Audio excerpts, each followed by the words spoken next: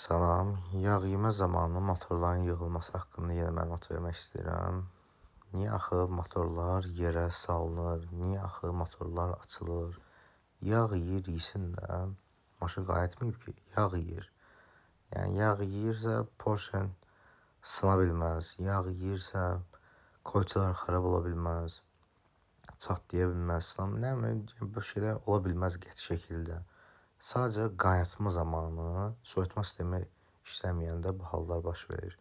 Maşında motor qaynatmayıbsa, yəni ki, qəti şəkildə motor əldə etmək olmaz. Qəti şəkildə. Bəs yağ yemə səbəbləri, amilləri nədir? Yağ yemə iki dənə şeydəndir. PSV-dəndir. Bir də ki, turbo mühərrikdirsə, turbodandır. Çünki turbo özü yağ ilə qidalanır. Keçmiş videolarda baxıb danışmışam uzun-uzun. Və PSV-dən. PSV bəs nədir? Nə üçün ustalara PSV deyəndə ustalar gözləri bərəlir, yəni ona buna sual verməyə başlayır, girir internetdən başlayır araşdırmağa eləməyə. Dəqiq araşdırsın, məlumatları olsun.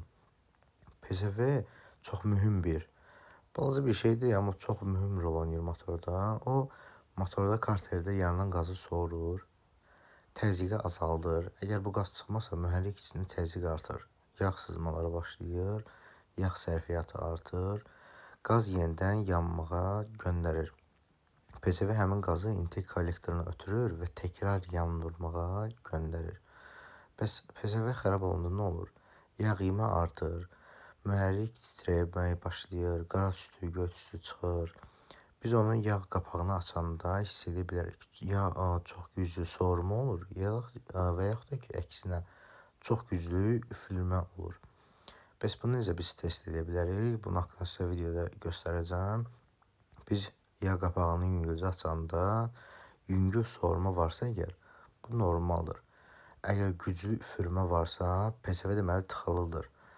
Əgər həddindən artıq güclü soğurma varsa, klapan açıq qalıb deməkdir. Və bunun haqqında sizə mən videoda göstərəcəm indi. Biz bunu necə yoxlayırıq? Yağ qapağını açırıq və əlimizə bir salfetka götürürük və motorun yağ bölməsinə tuturuq və bu zaman yüngül gördüyünüz kimi salfetkanın içinə çəkir. Və bu o deməkdir ki, motorda PSV düzgün formada qazı soğurur. Və digər metodu isə əlcəyin içinə hava üfləyirik və onu motorxana tutduqda havanın yüngülcə çəkirsə, əgər bu deməkdir ki, PSV normal şəkildə işləyir. Və indi mən bundan danışmaq istəyirəm ki, biz Chevrolet Cruze'larda daha çox yağ yemə problemi olur. Və mən indi Chevrolet Cruze'da gördüyünüz kimi PSV qurğusu baxın budur.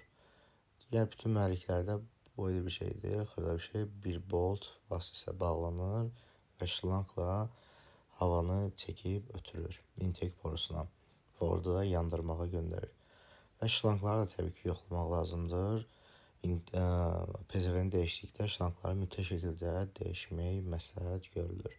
Çünki əgər şlank möhkəmdirsə, çatdağı varsa, hava sızıntısı yaradır. Hava düzgün keçməsə, boş gediş dalğalanır, mühərrik titrəyir, çəkincən işıq yanır.